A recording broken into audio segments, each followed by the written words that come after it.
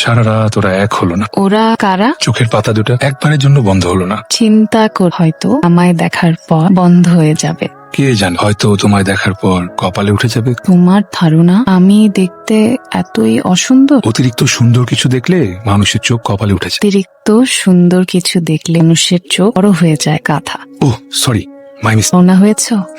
তুমি? সাচ্ছি। সবুজ sari. I am sorry, তাড়াহুড়া করে ফুল কিনে আনতে ভুলে গেছি। আমিও চাইলে ফুল আনতে পারতাম, তোমার তাড়াহুড়ো দেখে আমিও আনতে ভুলে গেছি।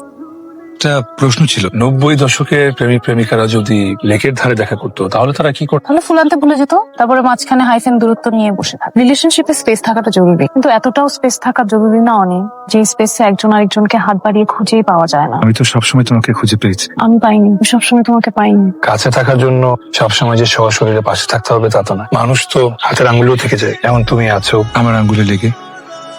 বসো, আমি লাইট নিয়ে আসি। লাইট লাগবে না। অন্ধকারে বসে থাকবো। অন্ধকার কোথায়? আমি আছি না। চাঁদের মতো প্রেমিকা থাকলে ঘরের মধ্যে কেউ লাইট খুঁজে? So sad. Happy birthday to you, happy birthday to you.